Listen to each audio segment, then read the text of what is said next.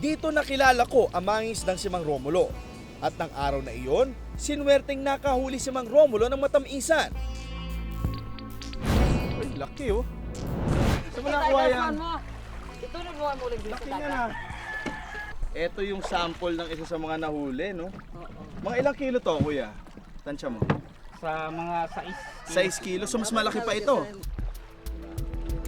Wala raw patapon sa pusit. Dahil ultimo ang tintang ibinubuga nito, may pakinabang din.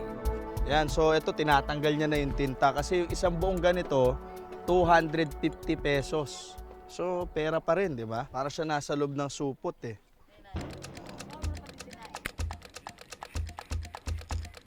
Para saan yung tali niyan? Tali tinta. Para hindi lumabas yung tinta, tatalian yung ganyan. Okay.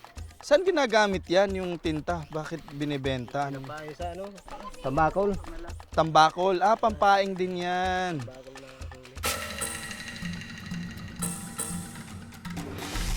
Ayun.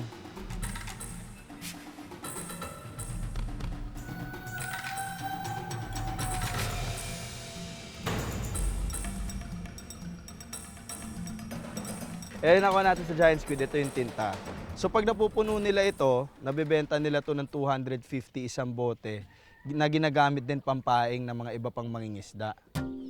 Ang mga nahuling Giant Squid, diretso sa mga buyer tulad ni Dante.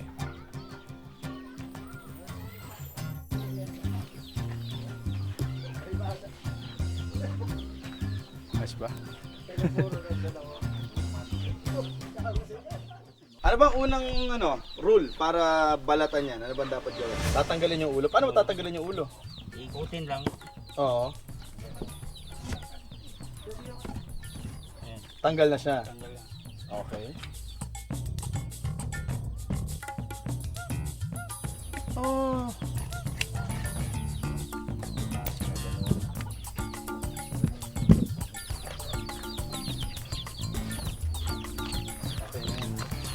Ano natin yan. Tulungan na kita dito para ma-experience ko. Kakit pa sila.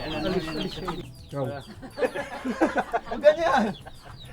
Ayan, kasi hindi ko pwedeng masugatan. Pag nasugatan, babayaran ko. Mahal to. Ba't ganun ayaw sumama? Natatakot ako magbayad eh. Yeah. Ayaw pa rin kuya, ba't ganun? Kasi may balot pa iba. Ganun ba yan? Ayoko na, baka sugatan ko. Ayoko magbayad. O, tignan mo sa kanya, ba't yung balis? Tinugasan. Sama ako. So, pagkatapos balatan, kailangan hugasan. Dahil walang tubig nang nawasa rito, eto gagamitin natin, poso.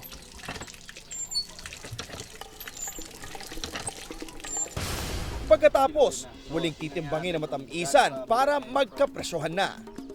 Ito yung sinasabing process na, no? Ito yung binibenta nyo mismo sa palengke. 3 kilos. So, matapos tanggalin yung balat, yung ulo, linisin at lahat, nasa na siya? 3.3 kilos. So, mabigat pa rin to. Pero tamang-tama naman daw ang aming dating. Dahil sinasabing mas nakikita sa karagatan ang mga matamisan sa panahong lumalabas ang buwan. Daling araw na.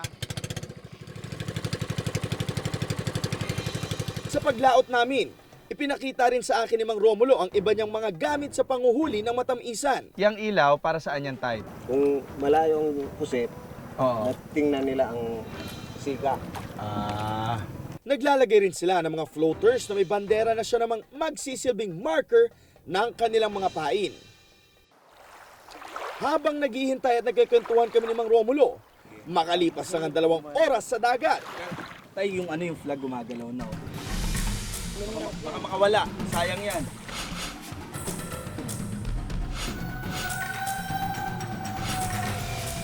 Ayun!